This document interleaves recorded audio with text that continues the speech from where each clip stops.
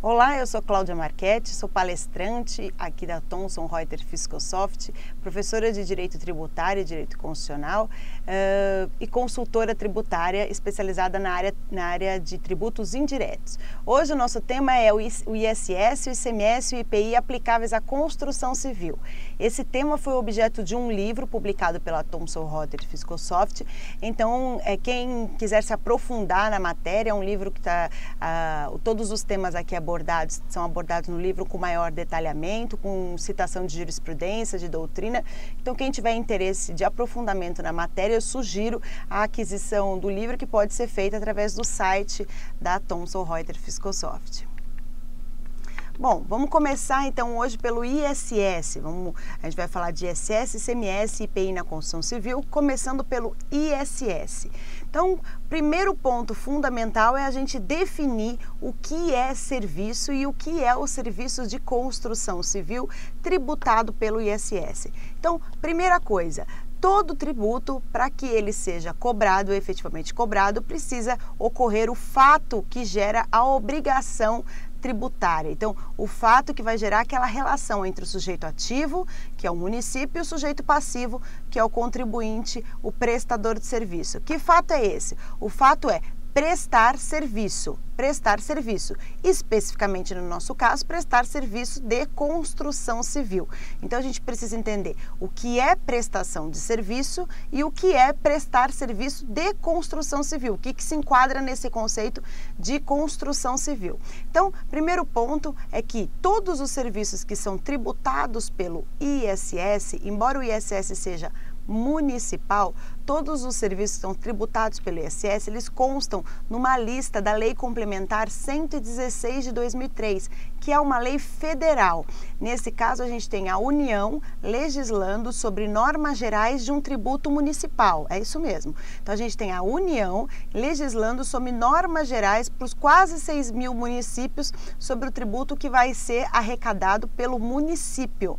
Então, a União ela estabelece essas normas gerais, isso significa que todos os municípios são obrigados a acatar essas regras. Dentro dessas regras, que são 10 artigos que estão compostos essa Lei Complementar 116 de 2003, a gente tem, ao final desses 10 artigos, uma lista de serviços que traz o rol de serviços tributados pelo ISS.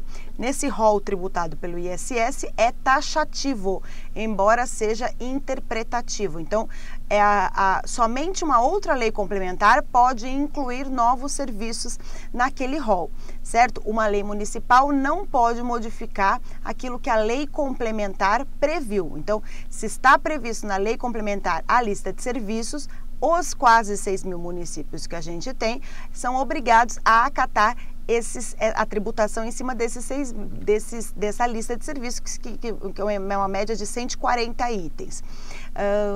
Está para sair uma nova lei complementar, já faz uns 2 anos, mas enfim, veio eleições e tal, e acabou parando um pouquinho o processo. Uma nova lei complementar para a inclusão de novos serviços, porque há serviços que desde 2003 para cá surgiram e que ainda não estão inclusos na lista, e também não cabe interpretação em nenhum outro item. Então, o que acaba acontecendo é que falta tributação, o serviço acaba não sendo tributado. Então, o serviço, por exemplo, como colocação de piercing, tatuagem, não está previsto na lista. Então, é provável que até o final deste ano ou o começo do ano que vem, venha uma alteração de uma lei complementar, acrescentando os novos itens na lista e também mudando alguns artigos desta lei complementar. É possível que ela seja revogada e venha outra. Então, a gente tem que ficar atento a isso. Mas, por enquanto, está vigendo a Lei Complementar 116 de 2003 para estabelecer essas normas gerais. Bom, se o tributo é municipal, embora a lei complementar estabeleça as normas gerais, ela só traz as normas gerais. Então, cada município é obrigado a editar a sua lei ordinária, instituindo o ISS e regulamentando através de decretos. Então, a gente tem, na verdade, numa hierarquia, a lei complementar estabelecendo normas gerais para todos os municípios existentes, sem exceção. Depois a gente tem a lei ordinária de cada município e, após a lei ordinária, os decretos que regulamentam. E fora isso, a gente tem as normas que são de menores valor, assim, instruções normativas, portarias, enfim, que trazem mais detalhes de alguma intenção que o município queira propor à lei. Então, ele vem em normas esparsas, certo? Então, novamente, norma geral, lei ordinária, decretos e normas diversas para exemplificar alguma coisa que o decreto não trouxe. Cada município traz a sua lei ordinária, mas todos os serviços estão dispostos na Lei Complementar 116 de 2003. Para ser alterado, só outra lei complementar, que é uma lei federal.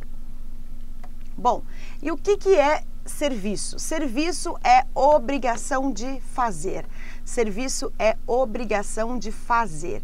Então, quando a gente fala prestação de serviço, é porque eu estou me propondo a fazer alguma coisa para alguém.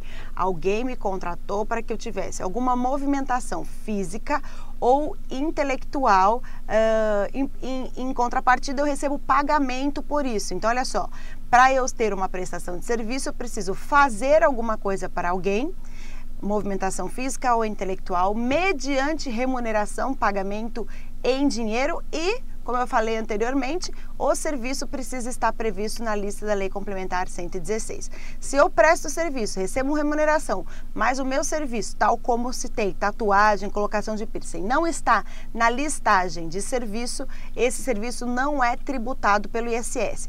Mas tem que tomar cuidado com o seguinte, há serviços hoje que são nomeados em termos em inglês, mas quando se faz a tradução, a gente consegue, sim, na interpretação, encaixá-los em algum item que já existe na lista da lei complementar.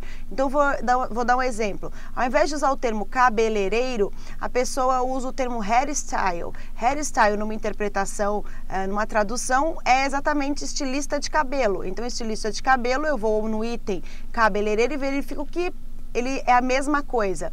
E nesse caso pode ser interpretado e o município requerer a tributação naquele item.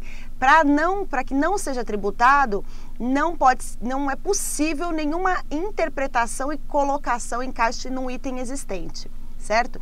Que é o que acontece com alguns serviços também de tecnologia da informação. Com a evolução de 2003 para cá, novos serviços da tecnologia da informação surgiram e também não estão descritos nesse rol da lista da Lei Complementar 116. Bom, isso é serviço, obrigação de fazer mediante remuneração e o serviço tem que estar previsto na lista da Lei Complementar 116. Para ser serviço de construção civil, a gente tem os itens específicos citados na lista, tá? Então a gente vai ver um pouquinho mais para frente o item 7.02, o item 705, que se refere à reforma, o item 7.19, que é o acompanhamento de obras, fiscalização de obras. Esses são itens que são considerados como construção civil. Num conceito doutrinário, a gente tem citado que a construção civil é considerada uma obra destinada a estruturar edifícios de habitação, trabalho, ensino ou recreação, compreendendo todas as obras de engenharia. Por que é importante citar o que é construção civil? Porque muitas vezes os municípios querem enquadrar como construção civil um serviço que não é construção civil. Por exemplo, montagem de máquinas, montagem de equipamentos. Muitas vezes, por esse equipamento ser um bem imóvel, por exemplo, um forno, né, os municípios tentam encaixá-los como construção civil e não pode. Muitas vezes a gente é obrigado a recorrer a conceitos técnicos, né, de engenheiros, para que o engenheiro defina que aquilo não é construção civil. Então tem que tomar cuidado com os municípios nesse sentido. Não é todo bem imóvel.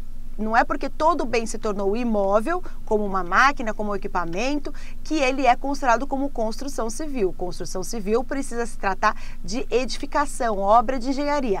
Na dúvida, você tenha sempre um engenheiro, um arquiteto para fazer um laudo para você sobre isso.